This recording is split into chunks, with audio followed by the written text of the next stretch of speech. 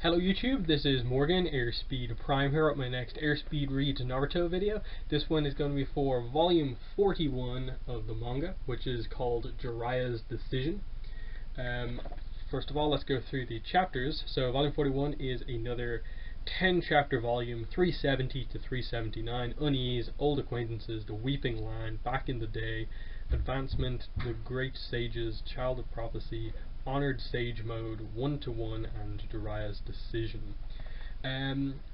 Brief look at the cover there. Pretty nice one, obviously featuring all the Akatsuki Naruto in the background. Kind of feel like it should be a Jiraiya cover, but I think the next cover probably is Jiraiya. That's the thing with these ones. I'm pretty much only really focusing and looking at what's up next as I go, so I'm not fully aware of what exactly is on every cover, but I suppose just because Naruto is not in this volume, it's not the most fitting one, but it is a nice image nonetheless that we do get the more reveals about pain and so on. So yeah, really good volume overall. It's completely Jiraiya focused on what he's doing, and we get reveals about pain and kind of the people who pain could potentially be, and details about people that Jiraiya previously trained when he was younger. And that's really interesting, and you get stuff like the Sage Mode and how he had this kind of prophecy that he was destined to train someone who would either bring great kind of good to the world or great harm, and kind of focusing on who that is. Was it one of these three people from the past that was the one that the prophecy was about? And then, even though he hasn't directly mentioned it yet, there are kind of allusions to the fact that there's one character in this volume we're not really mentioning all that much, and it's this guy right here, Naruto. He could be the child of prophecy as well, because even though Jiraiya thought, oh, the initial people I trained didn't end up working out, he's kind of forgetting that, oh, the last person I trained, Naruto, that guy's pretty good. So definitely interesting stuff, and we're obviously building up to some really powerful stuff as the pain arc continues. But let's start off with where we're at. So before the fight starts, we kind of have Jiraiya continuing to kind of investigate and try to figure out who is in control of the Land of Rain at this point in time. And he knows it's the leader, but he doesn't really know the details of the leader. Who exactly is it? And the basic bit at the start is just that after Jiraiya interrogates some of the other ninjas around, he talks to a toad that he has stored within himself, who is basically the toad who looks after the key to the seal on Naruto's stomach, to the Nine Tails. And it's interesting in that he takes it out and basically says, that kind of go back to Naruto if something happens, that he's taking the key out of himself just in case something goes wrong, because he realistically knows he's going into battle against the leader and something could happen. And it's interesting where they go from there, and that they talk a lot about how Minato gave this key to Jiraiya to hold until Naruto could eventually gain control over it, because they figure it out here between the two of them talking that Minato, the way he sealed Naruto, we get some details on that, which part of it is it? He sealed the... where does he say it? Yeah, we get an explanation here. The fact that he split the nine-tailed fox's spirit power into yin and yang and sealed the yang half inside Naruto was to purposely leave him with the nine-tails chakra. So part of the plan was that Minato wasn't just putting the entire nine-tailed fox within Naruto. He sealed enough of it inside Naruto that eventually Naruto could learn to harness the power effectively, in that it's not just going to I suppose tear him apart. That he only sealed half of it in there, and that's why the kind of nine-tailed fox is weak. And they also basically figure out that, wait, potentially the attack on the Hidden Leaf Village was caused by someone summoning the Nine Tails, and the only person powerful enough to do that is Madara Uchiha. So they're kind of beginning to put that into play, and we've obviously, I think last volume had the reveal of Toby is calling himself Madara as well, so it's kind of all beginning to make sense here that this Madara, who's assumed killed by the first Hokage, is back and is doing all this other sort of stuff as well, and everyone's kind of shocked that he's actually alive. Um, Actually, now that I forget about it, there is at least one section of this volume that has Naruto in it. It's a really quick one, and it's basically just that one of Naruto's clones, who he's having searching the forest for Sasuke, comes across Sasuke. Sasuke takes out the clone, and it's just like the pursuit is on, that they're relatively close to coming into contact with Sasuke, and it's potentially going to happen.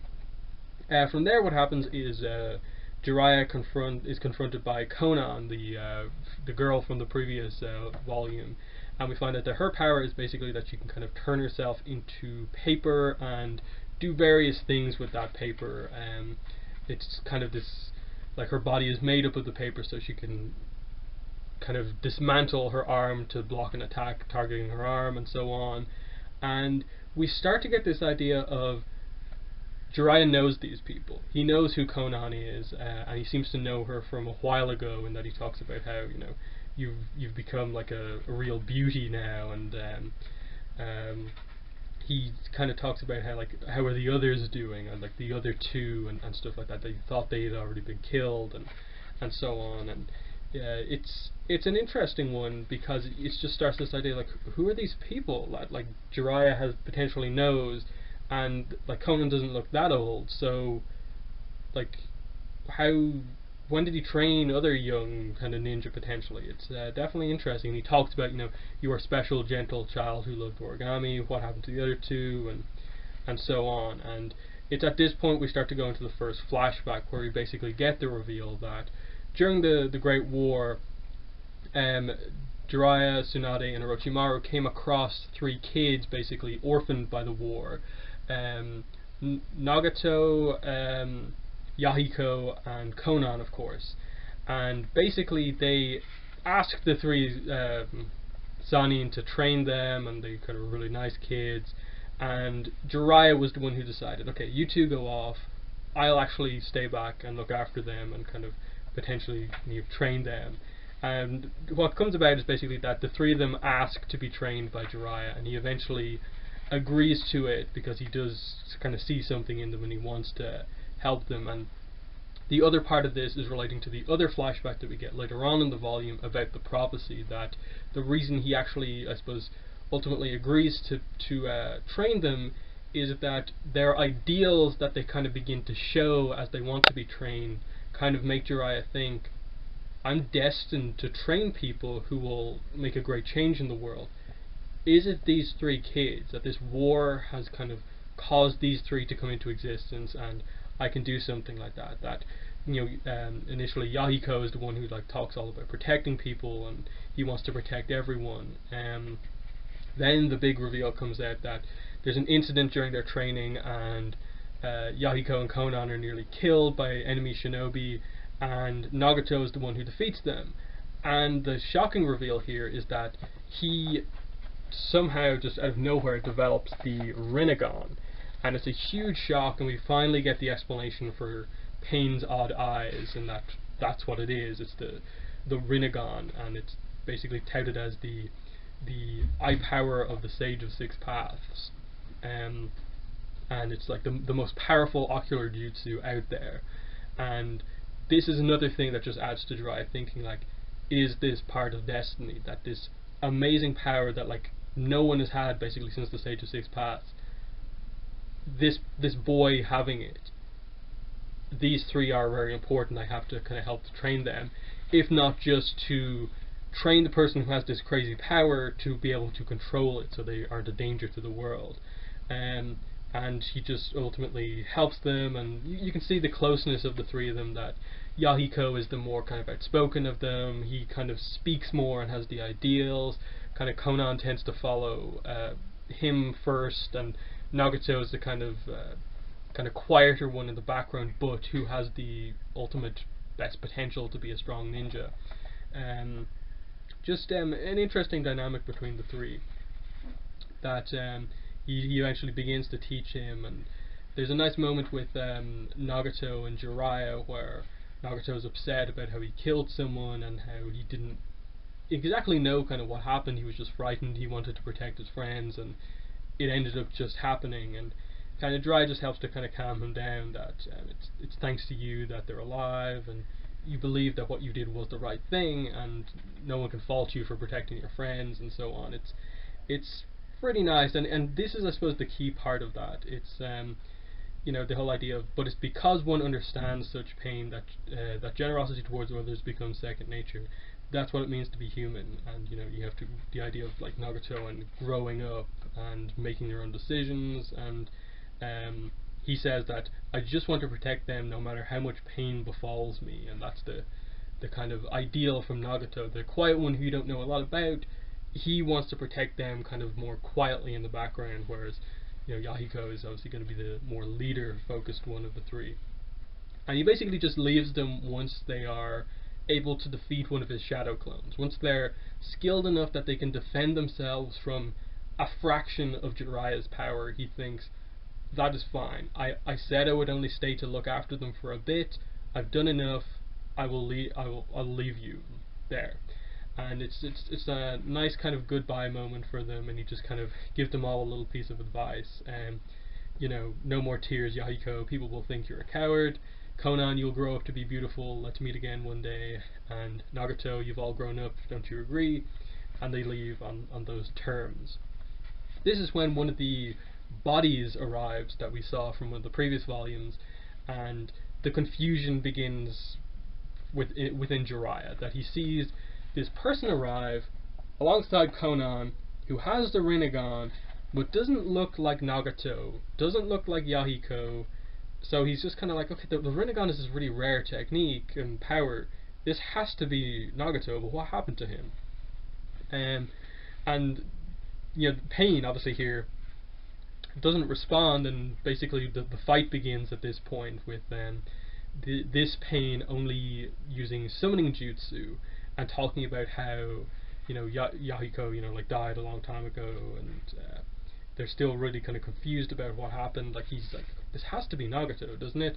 And what happened to him compared to the kind of very kind of timid child that he met all those years ago.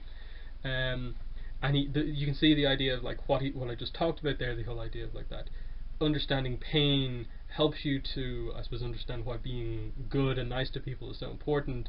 And he's kind of taken that in a different direction with regards to why there's so much war going on and stuff like that, and how he's basically trying to make the world grow up to the point where it doesn't need war anymore. That there are too many deaths in this land. The pain forced me to grow up. Even foolish children grow up in the face of pain until their thoughts and beliefs are the same as those of adults. And then Jiraiya responds with, grown-ups don't abandon their comrades, and how he kind of is talking about how like I've moved towards the divine, and he kind of is insulting Jiraiya that you remain human and mortal, and you're still the kind of clumsy oaf from before, and so on.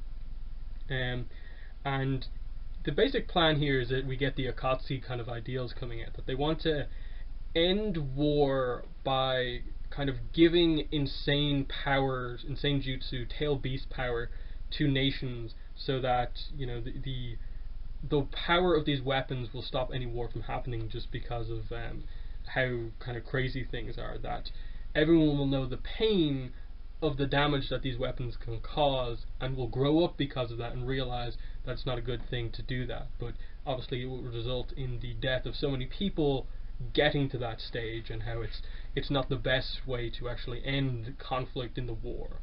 And it's here where we're really starting to get into something that I think's been brought up in the series before now, the whole idea of like, how can you end the kind of cycle of hatred that seems to exist within the shinobi world. And this is Pain's approach to doing that, with regards to like creating stability via giving basically nuclear options to every single nation, and then just the threat of any one nation using those weapons would cause everyone to fire, which would result in the end of the world, and no one would do that. And it's just, you can see where the ideals have kind of changed. Jiraiya then kind of really starts to fight, summons, which one is it? Gamakin he summons, and then begins to talk about Sage Mode for the first time, which is really, really interesting. He kind of puts his hands together in a kind of praying pose and kind of has to stay still, but he's in the middle of a fight, so he can't do it that much. And we see the fight kind of go on for a while, that Gomakin fights Pain as Jiraiya tries to stay as still as possible in the posture. As well as that, Jiraiya's trying to figure out why he's only using summoning jutsu against him. That during his training of Nagato, he realized that Nagato could basically use any kind of nature of jutsu. He could use wind, fire, earth, water, all of them, plus other crazy stuff because of the Rinnegan. Why is he only using summoning jutsu? And he's kind of thinking that, like, is he looking down on me by only using summoning jutsu, which isn't Nagato directly fighting Jiraiya? He's summoning these things to fight him in his place, and that's how far he looks down on him. And then we get the reveal of what Sage Mode actually is.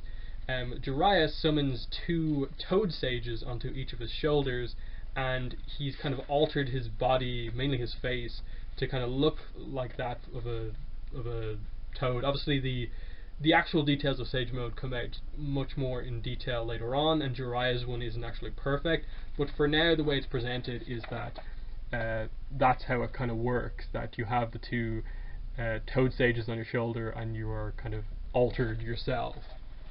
And this is obviously Lord Fusaku and his wife, and they kind of help him basically, and I don't think we get the full details on how exactly Sage Mode works. It's just we see the power of Sage Mode here prior to the end of the fight, as they kind of help him and can do various other things. And again, this is where the whole concept of the Child of Prophecy properly begins to come up, that Jiraiya brings up that who I'm fighting right now is a former student of mine. They bring up, you mean is this the whole Child of Prophecy thing? And they kind of begin to, like, question what exactly is going on now, and we get the flashback to where this happened.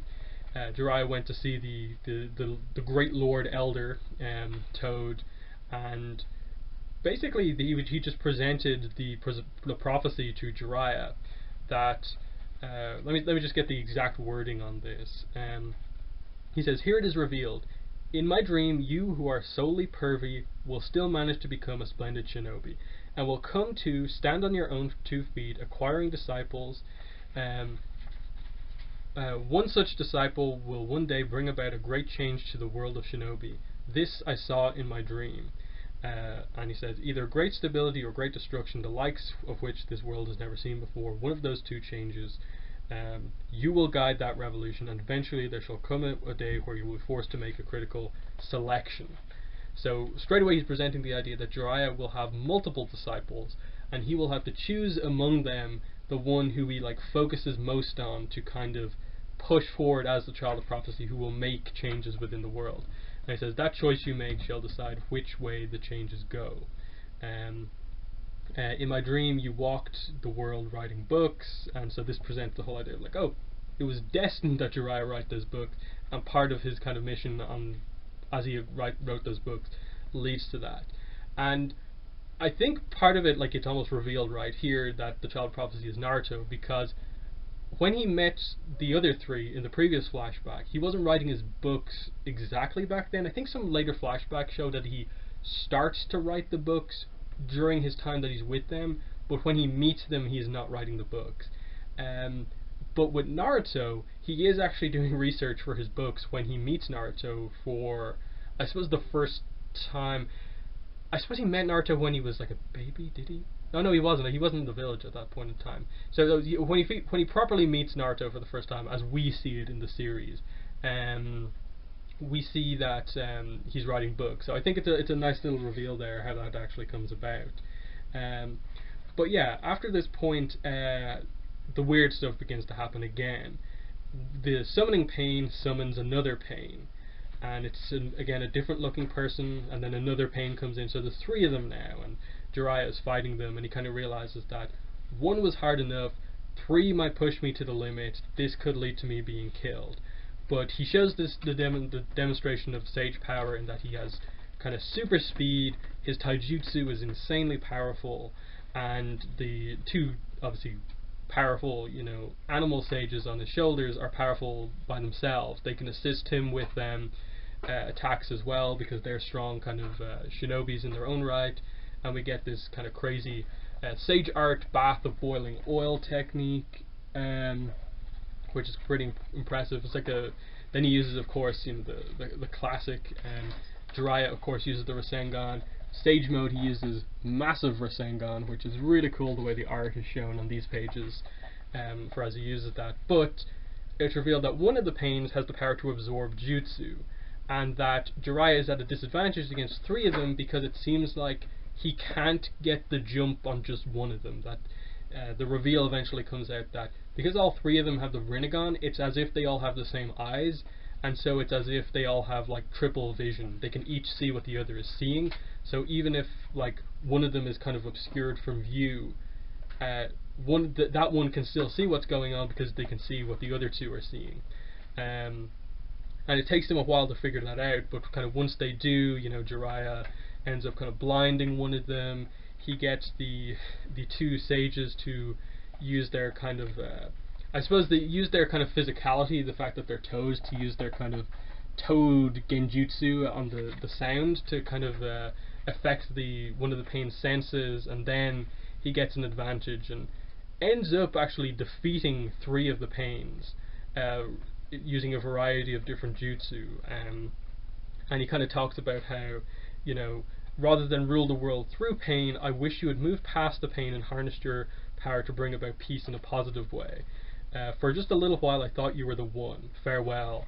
And the reveal here is obviously that he manages to take out three of the pains, but just before he kind of thinks he's done, another one appears behind him, and they don't actually show this all that well, but the pain does something to him, and then like you cut to the next page and it's just the reveal that yeah, he's lost an arm. Like, we don't exactly see what attack has been used on Jiraiya, but he's lost an arm, and like we haven't really seen many fights where something this violent has happened, where like a notable main character has been injured in such a way where they've like lost a body part. So this is big by itself, that just Jiraiya is down an arm, even in his sage mode, and it was just by one of them taking him by surprise.